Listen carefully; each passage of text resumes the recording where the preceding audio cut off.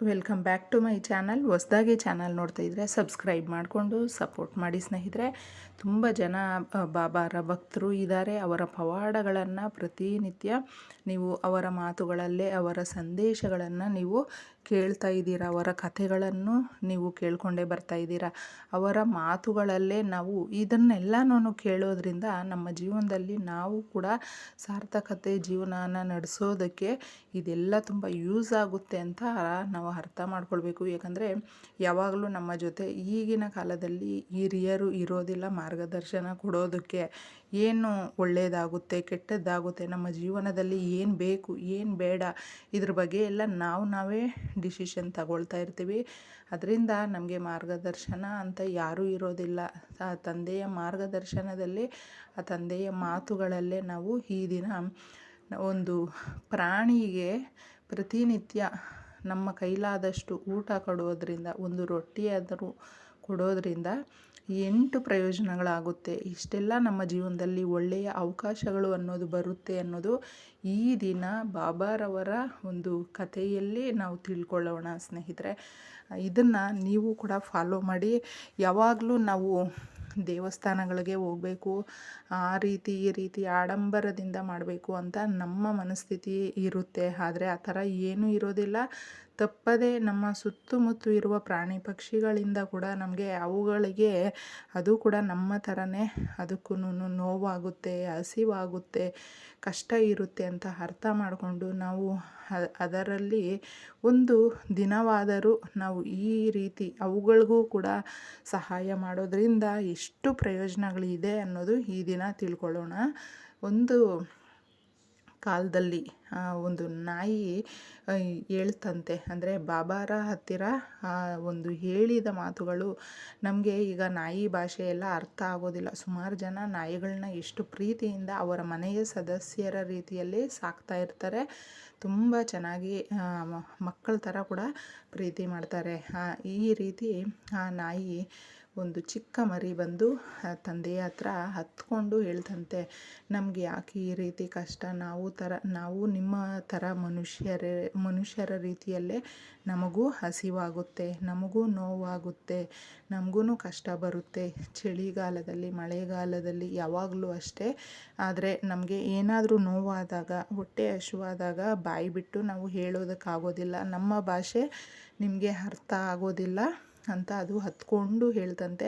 ರೊಟ್ಟಿಯನ್ನು ಬಾಬಾ ಹಾಕಿದ್ರಂತೆ. ಅಂದರೆ ಅದಕ್ಕೆ ಕೊಟ್ಟಾಗ, ನೀನು ಇಡೀ ಊರೇ ಕಾಯ್ತೀಯಲ್ವಾ, ನೀನು ನಿಮ್ಮ ತಾಯಿ, ಆದರೆ ನಿನಗೆ ಅಷ್ಟು ದೊಡ್ಡ ಊರಲ್ಲಿ ಊಟನೇ ಸಿಗಲಿಲ್ವಾ ಅಂತ ಕೇಳಿದಾಗ, ಅಷ್ಟು ದೊಡ್ಡ ಊರಲ್ಲಿ ನಮ್ಮಮ್ಮ ಯಾವಾಗ್ಲೂ ಅವ್ರನ್ನ ಸುರಕ್ಷಿತವಾಗಿ ಇಡ್ತಾಳೆ. ಅಂದರೆ ಆ ಊರನ್ನ ಕಾಯ್ತಾ ಇರ್ತಾಳೆ. ಪ್ರತಿನಿತ್ಯ ಹೊಸದಾಗಿ ಯಾರಾದರೂ ಆ ಊರಿಗೆ ಬಂದರೂ ಕೂಡ ಆ ಊರಲ್ಲಿ ಏನು ಕಳ್ತನ ಆಗೋದಕ್ಕೂ ಕೂಡ ಬಿಡ್ತಾ ಇರಲಿಲ್ಲ ನಮ್ಮಮ್ಮ.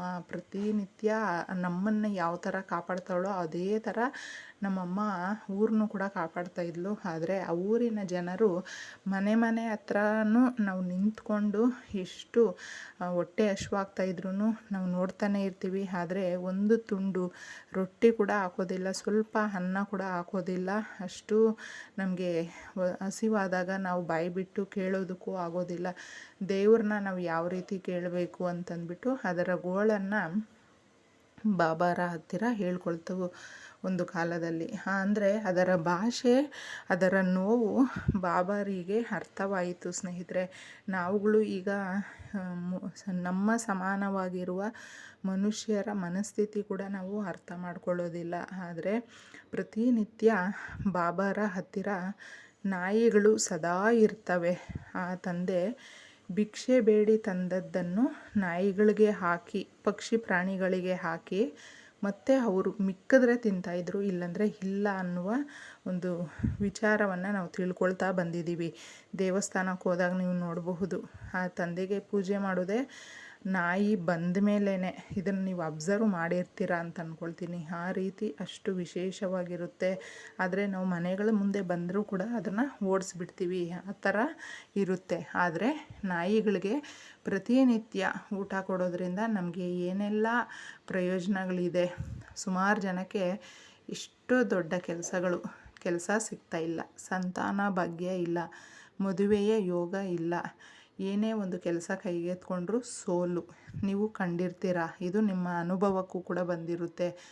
ಆಗ ನೀವು ರೊಟ್ಟಿ ಕೊಡ್ತಾಯಿದ್ರೆ ಆ ಕೆಲಸಗಳೆಲ್ಲ ನಿರ್ವಿಘ್ನವಾಗಿ ನೆರವೇರುತ್ತೆ.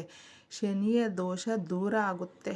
ಎಲ್ಲದಕ್ಕೂ ಮುಂಚೆ ಶನಿಯ ಒಂದು ಆ ಕಷ್ಟ, ಶನಿ ದೋಷ ಏನಾದರೂ ನಮ್ಮ ಮೇಲೆ ಇದ್ದರೆ ನಾವು ಏನೇ ಕೆಲಸ ಮಾಡಿದ್ರೂ ನಮಗೆ ಕೈಗೂಡಲ್ಲ ಅನ್ನೋದು ಪ್ರತಿಯೊಬ್ಬರಿಗೂ ಗೊತ್ತಿರುವಂಥದ್ದೇ. ಅದರಿಂದ ನಮಗೆ ಶನಿಯ ದೋಷ ಪೂರ್ತಿ ಕಡಿಮೆ ಆಗುತ್ತೆ.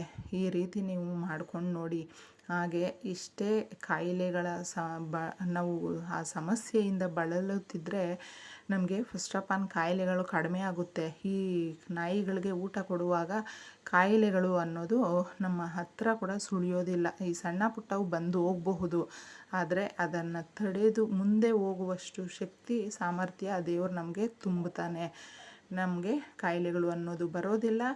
ತುಂಬ ಈ ಸಣ್ಣ ಪುಟ್ಟ ಕೆಲಸಗಳೇ ಆಗಿರಬಹುದು, ವಿಘ್ನಗಳಾಗ್ತಾಯಿದ್ರು, ನಮ್ಮ ಮೇಲೆ ಏನಾದರೂ ದೋಷಗಳು ಕಳಂಕಗಳು ಬರ್ತಾಯಿದ್ರು ಕೂಡ ಅದನ್ನೆಲ್ಲ ದೂರ ಆಗುತ್ತೆ. ಪ್ರತಿಯೊಂದು ಹೆಜ್ಜೆಯಲ್ಲೂ ಕೂಡ ನಮಗೆ ಸಾಮರ್ಥ್ಯನೇ ಇಲ್ಲ ಅಂತ ನಮಗೆ ನಾವೇ ಅಂದ್ಕೊಳ್ತಾ ಇರ್ತೀವಿ. ಆದರೆ ಆ ದೇವರ ಆಶೀರ್ವಾದ ನಮಗೆ ತಪ್ಪದೇ ಪ್ರತಿನಿತ್ಯ ಸಿಕ್ಕೇ ಸಿಗುತ್ತೆ. ಈ ಪ್ರಯೋಜನಗಳು ಎಷ್ಟೊಂದು ಯೂಸ್ ಆಗಿರುವಂಥದ್ದು ನಮ್ಮ ಜೀವನಕ್ಕೆ. ಅದಕ್ಕೋಸ್ಕರ ಯಾವಾಗಲೂ ಅಷ್ಟೇ ಸ್ನೇಹಿತರೆ, ನಿಮಗೆ ನಿಮ್ಮ ಹತ್ತಿರದಲ್ಲೇ ಯಾವುದೇ ಪ್ರಾಣಿ ಪಕ್ಷಿಗಳಿದ್ರೂ ಅವುಗಳಿಗೆ ನಿಮ್ಮ ಕೈಲಾದಷ್ಟು ಏನೇ ಆಗಿರಬಹುದು ಅದನ್ನು ಕೊಟ್ಟು ನೋಡಿ.